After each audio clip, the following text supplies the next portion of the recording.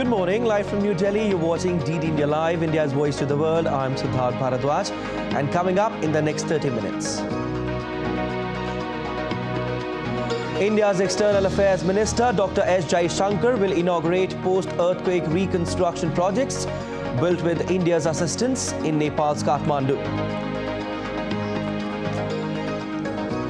Bangladesh's main opposition party BNP plans to hold nationwide processions and mass campaigns ahead of the 7th January election.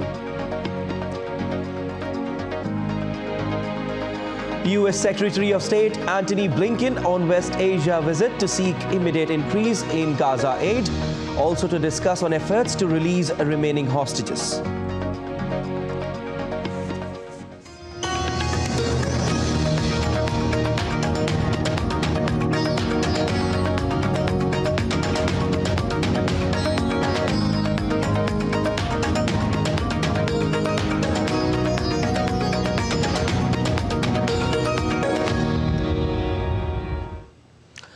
India's External Affairs Minister Dr. S. Jaishankar will inaugurate 59 post-earthquake reconstruction projects in the education, health and culture sectors, including the new building of the Tribhuvan University Central Library, which have been built with Government of India's grant assistance. On the first day of his two-day visit to the Himalayan nation, Dr. S. Jaishankar on Thursday announced that the Indian government will provide a financial assistance package of approximately $7.5 million to Nepal to provide further support following the recent earthquake in Jaipur.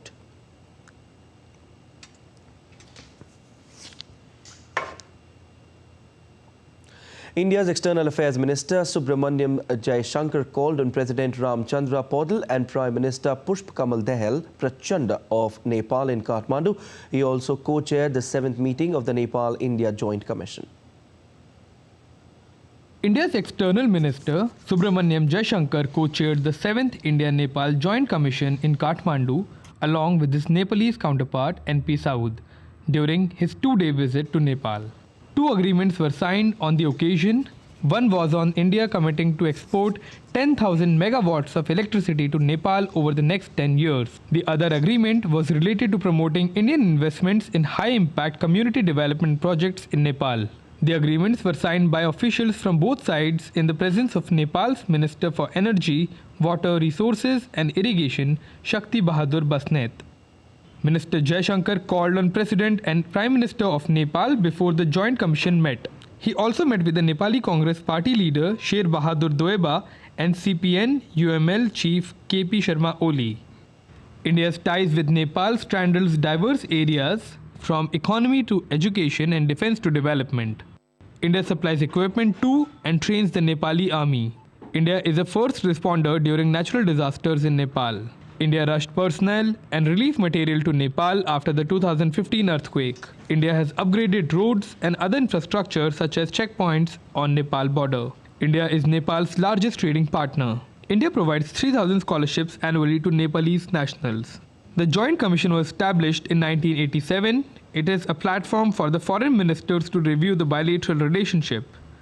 Nepal is a priority partner of India under its Neighbourhood First policy.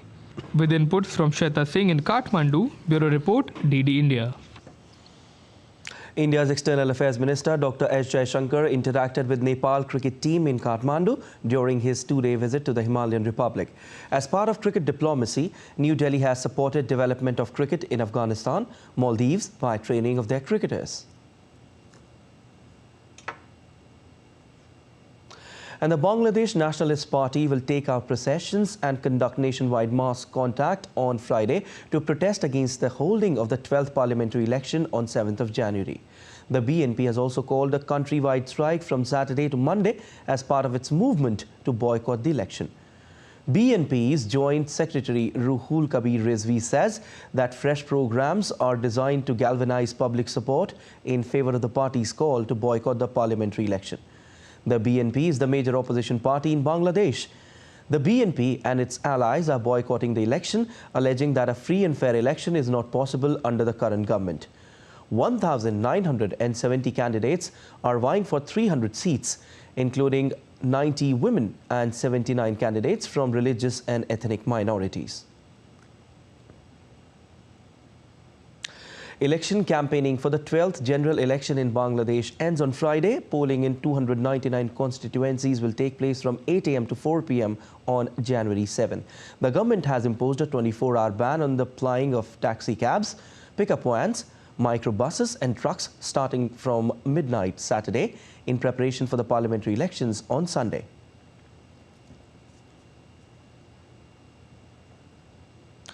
Taking you to Japan now. Japan will work with the US military to intensify the earthquake relief operations.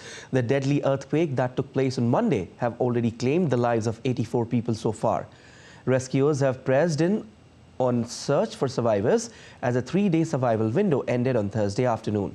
According to emergency responders, survival rates drop off 72 hours after a quake, and as per the authorities, 156 people have been rescued so far, but at least 179 others remain unaccounted for.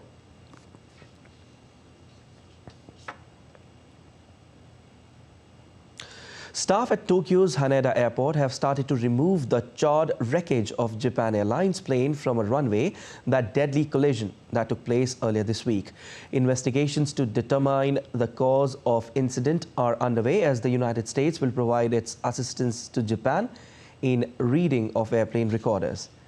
According to National Transportation Safety Board Chair Jennifer Homendi, Japan had sought assistance with the Honeywell manufactured recorders, but it is unclear if the recorders will be brought to Washington for analysis or if NTSB personnel will travel to Japan to offer support. A new Secretary of State Antony Blinken is visiting West Asia on a week-long tour. This is his fourth visit since the Israel-Hamas conflict. And during his visit, Blinken will visit Israel and the West Bank, as well as Turkey, Greece, Jordan, Qatar, the United Arab Emirates, Saudi Arabia and Egypt. Over the course of the next week, the Secretary will visit Turkey, Greece, Jordan, Qatar, the United Arab Emirates, Saudi Arabia, Israel, the West Bank, and Egypt for meetings with foreign counterparts and others. The Secretary will focus on a number of critical issues on this trip. First, he will discuss immediate measures to increase substantially humanitarian assistance to Gaza. The United States has played a critical role in unlocking humanitarian assistance for the Palestinian people, but conditions remain extremely difficult. The Secretary will stress the imperative of expanding and sustaining safe access for humanitarian organizations to deliver food, water, medicine, as well as for commercial goods to enter all areas of Gaza. Weather news now. As parts of northwestern Europe struggle to cope with the impact of Atlantic storms, the floodwaters submerged streets and houses in northeastern France on Thursday. As floods has dumped rain on already saturated ground, hundreds have been evacuated since the flooding in the North French department of Pas-de-Calais. Drone images showed houses and town halls surrounded by flooding in the town of Arques. A red alert indicated that the river was close to breaking its banks and flooded fields in the town of Westreham. Rivers in the north of France have been on alert since late December 2023.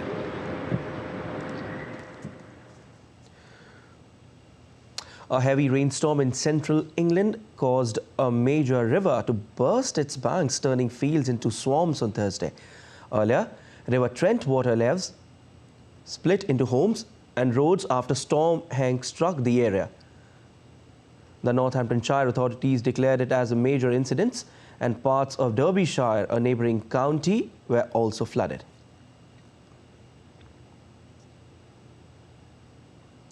Belgium train services from Brussels to Luxembourg were suspended on Thursday due to flooding threatening a rail bridge, as the country experienced high water levels for a third day. Amid the bridge safety checking, the passengers were advised to use a replacement bus between Marbehen and Libramont until the weekend. Heavy rains caused the flooding in Belgium. The southern provincial government of Wallonia maintained flood warnings for some rivers. Also, there was an alert for River Samoa, which burst its banks in the town of Boulogne near the French border, and some riverside buildings were flooded.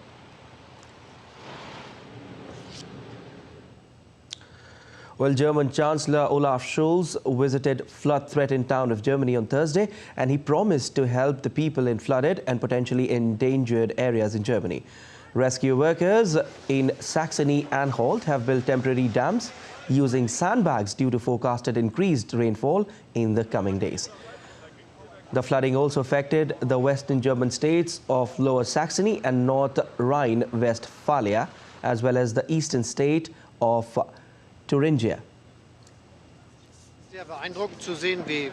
It is very impressive to see how solidarity here is helping to ensure the safety of citizens and the entire landscape.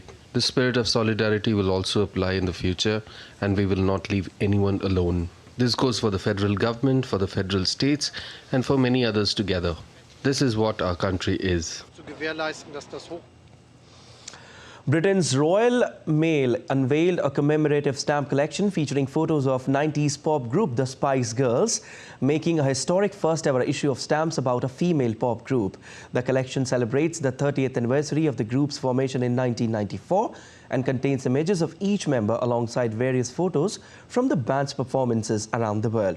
Calling it a girl power, Spice Girls said that they were excited to be celebrated by the Royal Mail.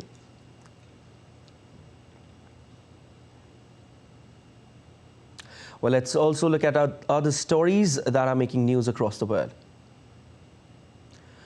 A 6th grade student was killed and 5 other people injured when a 17-year-old student opened fire at a school in U.S. state of Iowa on the first day of classes following the holiday break.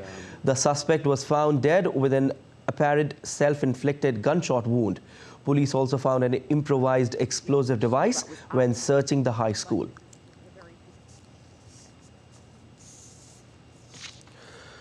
British actress Glynis Jones, best known for her role as suffragette mother Winifred Banks in the 1964 movie Mary Poppins, passed away at the age of 100.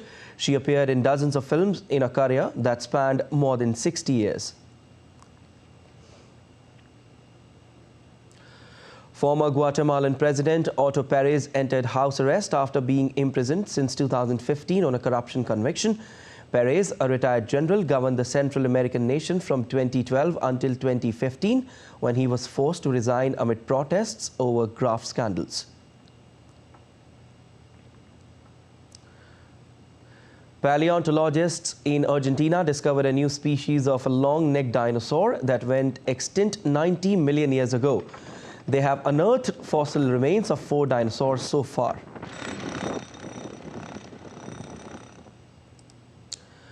China's Harbin city has been attracting record numbers of visitors with its grand and intricate ice sculptures. Over the New Year holiday, the city's annual ice and snow festival helped draw more than 3 million visitors, generating over $800 million in tourism revenue. And still to come on this edition of DD India Live.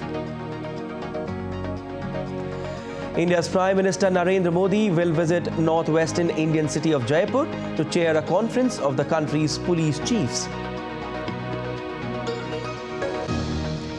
Temperature in India's capital drops by 7 to 8 degrees. No respite from cold wave over the next 3 days in several parts of the country.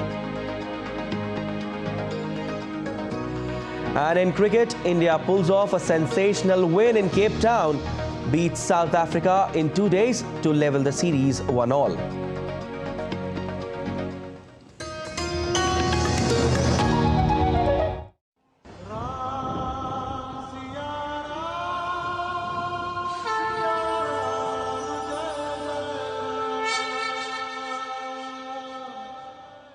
We bring to you the legendary city of Ayodhya and tell you what makes Ayodhya everything that has got to do with the land of Lord Ram. यहाँ रग रग में हर जगह राम ही है। सनातन धर्म के लिए तो गौरव की बात है। कण कण में भी भगवान राम की सत्ता का एहसास हमें होता है यदि हम लोग ध्यान से उसका अवलोकन करें। आज भी होता है। This is 10th century old Hanuman Gari temple. यहाँ हनुमान जी महाराज राजा के रूप में बैठे हैं। भारत की संस्कार, संस्कृति मठ से, मंदिर से, साधु से, संत से, ऋषि से, मुनि से, महात्मा से जुड़ा हुआ है। ये विष्णु का मस्तक है, तो यहाँ पे हर कण पावन है। यहाँ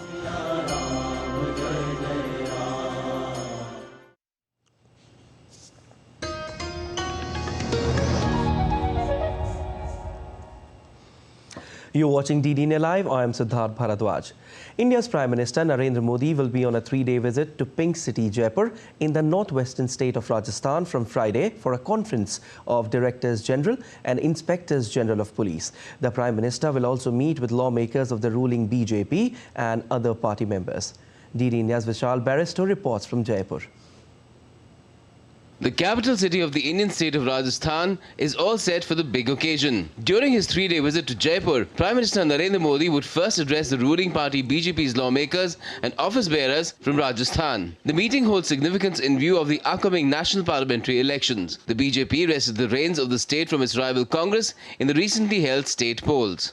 मोदी जी राजस्थान आ रहे हैं और जयपुर आ रहे हैं। इसकी तैयारियां भारतीय जनता पार्टी के कार्यकर्ता पूरे शहर को स्वच्छ बनाने के लिए, सुंदर बनाने के लिए, सजाने के लिए सभी अपनी अपनी जिम्मेदारियों के साथ काम में लगे हैं। और आप देख रहे हैं कि किस प्रकार का जोश और उत्साह पूरे राजस्थान के और जयपुर के कार्यकर्ताओं में। On the second day of his visit, the PM will attend the All India Conference of Director Generals / Inspector Generals of Police at the Rajasthan International Centre. India's Home Minister and National Security Advisor will also be participating in the deliberations. Rajasthan International Centre here in Jaipur is all prepared for the All India DGs and IGs conference. Prime Minister Narendra Modi would be attending this 3-day conference. Artificial intelligence, cyber security and counter-terrorism are some of the issues that would be discussed in this conference. Security has been tightened throughout the city in view of the high-level meeting. The conference is the culmination of extensive deliberations involving police and intelligence officers from the district to the national levels on identified themes. Vishal Barristo's report, Jaipur, DD India.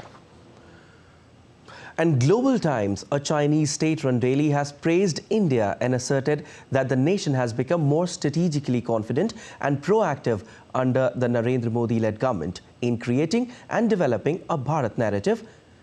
In an opinion piece on Global Times, the article titled, "What I Feel About the Bharat Narrative in India," chalked out India's stunning economic growth, its attitude towards international relations, urban governance and more under the leadership of Prime Minister Narendra Modi.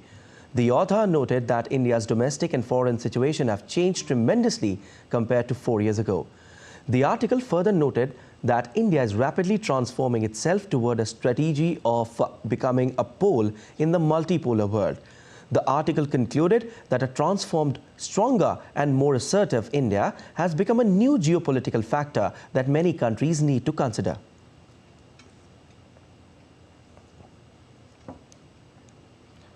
With the construction of Ram Temple at Ayodhya, the demand for items related to it has increased significantly. A 3D model of the temple has become a medium of employment for women and girls in Barabanki, a town in the state of Uttar Pradesh. A grand 3-story 3D form of the temple is being prepared with the help of medium-density fiber-board wood.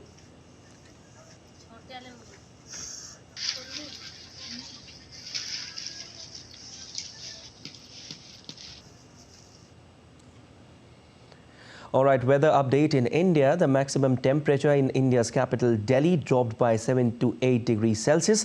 The temperature reaches below the season's normal as cold weather conditions coupled with dense fog grip the national capital. Besides, most part of northern India, including Madhya Pradesh, Uttar Pradesh and Haryana, may see no respite from the cold wave over the next 3 days. According to the India Meteorological Department, dense fog and cold wave conditions to continue at some places in the plains of northwest India and eastern India for the next 2 days. And let's take a look at other stories making news today. The Pink City of India, Jaipur, in Indian state of Rajasthan, is all decked up ahead of Prime Minister Narendra Modi and Union Home Minister Amit Shah's visit to the city to participate in the 58th DGP-IGP National Conference. The 3-day conference will be held at Rajasthan International Centre in city's Jalana institutional area. A case study on success story of Made in India toys revealed that the Indian toy industry has registered a rise of 239% in exports in 2022-23 as compared to 2014-15. The report also mentioned that the imports of toys in India have also declined by 52% in the same period.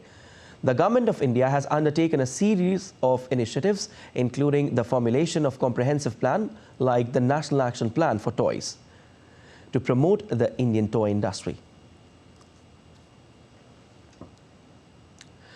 In the Indian state of Chhattisgarh, a tigress gave birth to 2 cubs at Maitri Bagh Zoo 4 months ago, but the information regarding the birth was not disclosed due to security reasons. With the 2 new members, the total number of white tiger in the Maitri Bagh Zoo has reached 10 now. Earlier this year, a white tigress named Raksha also gave birth to 3 cubs at the same zoo.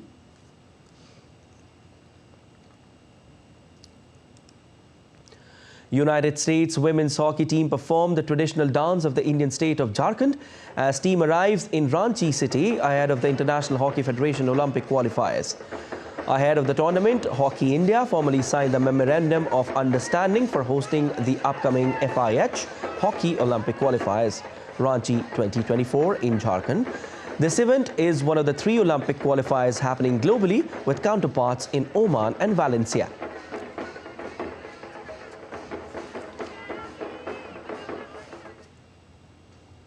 On to sports now. India managed to pull off a sensational victory to beat South Africa and wrap up the second and final test match at Cape Town in 2 days. With this victory, India managed to break the jinx and registered its first win in Cape Town and also leveled the 2-match series 1-1. India overcame a first innings batting collapse to level the 2-match test series by beating South Africa by 7 wickets at the Newlands Cricket Ground in Cape Town. The match ended in just 5 sessions of play, with a total of 107.1 overs bowled, making it the shortest completed test match. Seamer Mohammad Siraj took a career best of 6 wickets for 15 runs as India bundled out South Africa for 55 in their first innings. After Dean Elgar won the toss and elected to bat on a wicket, offering plenty of assistance to the bowlers. In reply to Africa's first innings, India started on a positive note and also took a considerable lead of 98 runs before they lost 6 wickets one after another at the score of 153 for 4 to bundle out in the space of 11 balls without scoring a run, the first time that has happened in Tests. The list of unwanted milestones did not stop there for the visitors as they had 6 batsmen dismissed for ducks, which equaled the previous record. As many as 23 wickets tumbled on a crazy first day. Premier pacer Jasprit Bumrah then produced a match-changing spell of 6 for 61 in the second innings to halt Proteas at 176 and at a lead of 78 runs. South Africa's Aiden Markram was the lone man fighting in the middle as he slammed a century. Rohit Sharma and company then chased down the 79-run target with ease to register India's first ever win at Cape Town, which also marked Dean Elgar's farewell test match, who scored 4 and 12 in his 2 innings. With this win, Rohit Sharma became just the second Indian skipper after MS Dhoni to avoid a test series defeat in South Africa. Prior to this series, India had lost 7 and drawn 1 test series in South Africa since 1992. Indian women cricket team will take on Australia in the first T20 match of the 3-match series at the D.Y. Patil Stadium in Navi Mumbai today. After a 0-3 hammering by Australia in the T20 Ice, the Indian women's cricket team would look to draw inspiration from their test match victory against Australia. This will be the first meeting between the 2 teams in T20 format since the 2023 T20 World Cup semi-final, where the Australian team beat India by 5 runs to reach the final. India's Prime Minister Narendra Modi tried snorkeling during his recent visit to Lakshadweep. Sharing pictures from the beach, Prime Minister wrote, "In addition to the scenic beauty, Lakshadweep's tranquility is also mesmerizing."